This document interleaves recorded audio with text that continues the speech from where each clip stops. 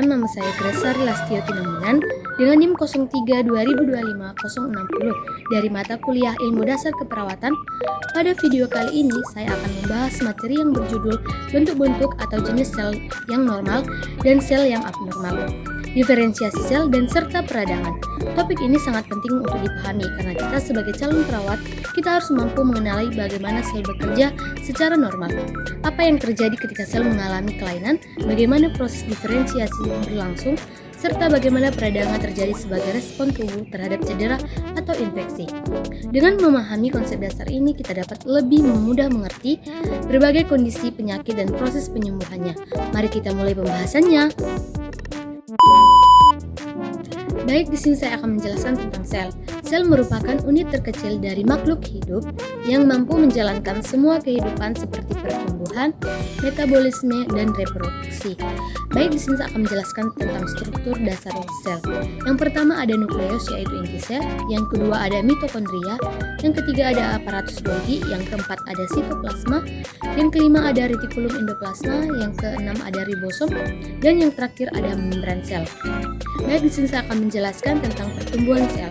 Pertumbuhan sel adalah proses bertambahnya ukuran dan jumlah sel melalui pembelahan yang terkontrol untuk menjaga fungsi keseimbangan tubuh. Pertumbuhan sel dikendalikan oleh yang pertama faktor genetik, yang kedua hormon, yang ketiga faktor pertumbuhan atau growth factor, yang keempat yaitu kebutuhan tubuh. Bentuk pertumbuhan sel normal. Pertumbuhan sel normal terjadi secara teratur dan terkendali. Bentuk pertumbuhan sel normal meliputi yaitu pertama hipertrofi, yaitu pembesaran ukuran sel. Contohnya, otot membesar karena sering berolahraga. Yang kedua yaitu hiperplasia fisiologis, yaitu penambahan jumlah sel secara normal.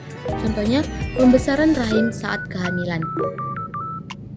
Yang ketiga yaitu regenerasi, yaitu pergantian sel yang rusak dengan sel baru. Contohnya pada penyembuhan luka. Bentuk-bentuk pertumbuhan sel abnormal. Bentuk-bentuk pertumbuhan sel abnormal terjadi karena gangguan regulasi pertumbuhan. Yang pertama hipertrofi patologis, yaitu pembesaran sel karena beban berlebihan. Contohnya, pembesaran otot jantung pada hipertensi.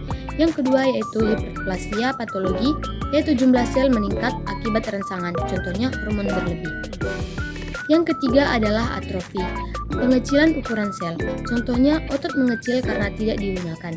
Yang kelima yaitu metaplasia, yaitu pertumbuhan satu jenis sel dewasa menjadi jenis lain. Yang keenam yaitu diplasia, yaitu pertumbuhan sel abnormal dengan bentuk tidak teratur. Yang ketujuh yaitu neoplasia, yaitu pertumbuhan sel tidak terkendali. Contohnya tumor. Tumor terbagi menjadi dua, yang pertama yaitu tumor jinak, yaitu tidak menyebar. Yang kedua tumor ganas, yaitu kanker, dan dapat metastasis. Perbedaan pertumbuhan sel normal dan abnormal yaitu pertumbuhan normal, pertumbuhan abnormal. Yang pertama teratur dan terkendali, tidak terkendali. Yang kedua sesuai kebutuhan tubuh, tidak sesuai kebutuhan tubuh. Yang ketiga mengalami apoptosis, tidak mengalami kontrol kematian sel. Yang keempat tidak merusak jaringan, dapat merusak dan menyebar. Diferensiasi sel adalah proses perubahan sel yang menjadi lebih spesifik dalam bentuk dan fungsi. Faktor yang mempengaruhi diferensiasi sel adalah yang pertama informasi genetik, yang kedua aktivitas gen yang tertentu, yang ketiga faktor transit, yang keempat adalah hormon, yang kelima adalah lingkungan sel. Bentuk-bentuk tahap diferensiasi sel yaitu zigot, blastula, gastrula, tubulasi, organogenesis. Pada tahap akhir terbentuk organ dan jaringan lengkap. Selanjutnya di sini saya akan menjelaskan tentang peradangan atau inflamasi. Pengertian peradangan. Peradangan adalah respon protektif tubuh terhadap cedera atau infeksi yang bertujuan untuk menyebabkan kerusakan, membersihkan sel atau jaringan yang rusak, memulai proses penyembuhan. Menurut Robbins dan Kontrol Patologi, Basis of Diaz. Baik, di sini saya akan menjelaskan tentang peradangan atau inflasi. Pengertian peradangan. Peradangan adalah respon protektif tubuh terhadap cedera atau infeksi yang bertujuan untuk menghilangkan penyebab kerusakan, membersihkan sel dan jaringan yang rusak, memulai proses penyembuhan. Menurut Robin dan Kontrol Patologi, Basis of Diaz, Inflamasi merupakan reaksi jaringan vaskular terhadap agen berbahaya seperti mitokondrialisme, toksin, dan cedera vital. Baik, di sini saya akan menjelaskan tentang penyebab peradangan.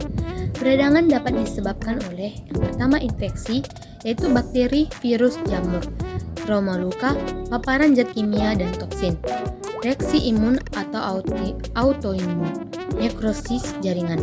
Baik, di sini saya akan menjelaskan tanda-tanda klasik peradangan. Terdapat 5 tanda utama inflamasi. Yang pertama rubor yaitu kemerahan, kalor yaitu panas, tumor yaitu bengkak, dolor yaitu nyeri, fontanellase yaitu gangguan fungsi. Baik, di sini akan menjelaskan jenis peradangan. Peradangan akut terjadi cepat dan durasi singkat, ditandai dengan pembengkakan dan neutrofil. Contohnya luka terinfeksi. Peradangan kronis berlangsung lama ditandai inflamasi, nekrof dan leukemia. Contohnya tuberkulosis. Terus terjadi peradangan cedera atau infeksi, terjadi pembuluh darah melebar yaitu vaskulitis, peningkatan mobilitas pembuluh darah. Sel darah putih keluar menuju lokasi cedera, terjadi fagositosis dan perbaikan jaringan. Dampak peradangan yaitu dampak positif, melindungi tubuh, mempercepat penyembuhan. Dampak negatifnya yaitu kerusakan jaringan, menjadi kronis, menyebabkan gangguan organ.